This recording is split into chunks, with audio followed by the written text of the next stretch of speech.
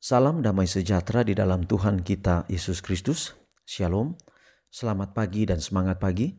Jumpa kembali dalam renungan pagi kita untuk hari ini, Sabtu 19 Agustus tahun 2023.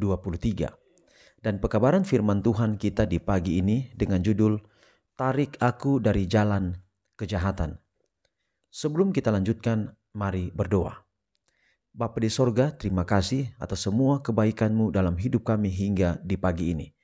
Kami akan mendengarkan pekabaran firman Tuhan, biarlah firman-Mu dapat menjadi berkat di dalam kehidupan kami. Terpujilah nama Tuhan, di dalam nama anak-Mu Yesus Kristus, kami persembahkan doa ini. Amin. Sekali lagi pekabaran firman Tuhan kita di pagi ini dengan judul Tarik Aku dari Jalan Kejahatan. Dan ayat firman Tuhan Amsal 2 ayat 12 sampai 14, supaya engkau terlepas dari jalan yang jahat, dari orang yang mengucapkan tipu muslihat, dari mereka yang meninggalkan jalan yang lurus dan menempuh jalan yang gelap, yang bersukacita melakukan kejahatan, bersorak-sorak karena tipu muslihat yang jahat. Sejak kejatuhan, Adam telah menjadi mode dunia untuk berbuat dosa.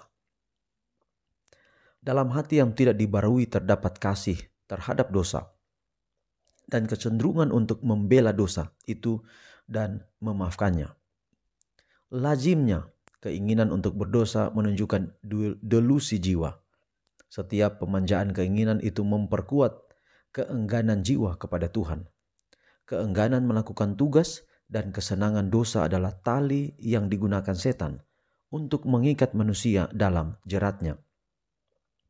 Dengan melihat, kita menjadi berubah, meskipun dibentuk menurut gambar penciptanya. Manusia dapat mendidik pikirannya sedemikian rupa, sehingga dosa yang dulu dibencinya akan menjadi menyenangkan baginya. Saat dia berhenti berjaga-jaga dan berdoa, dia berhenti menjaga benteng hati, serta terlibat dalam dosa dan kejahatan.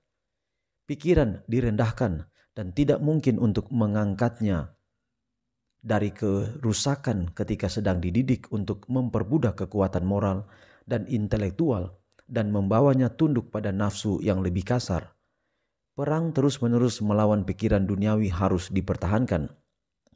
Dan kita harus dibantu oleh pengaruh pemurnian kasih karunia Tuhan yang akan menarik pikiran ke atas dan membiasakannya untuk merenungkan hal-hal yang murni dan suci.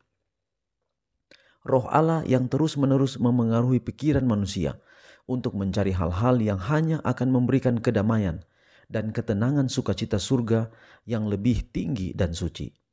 Kristus, Tuhan kehidupan dan kemuliaan, memberikan nyawanya untuk menebus manusia dari kuasa setan.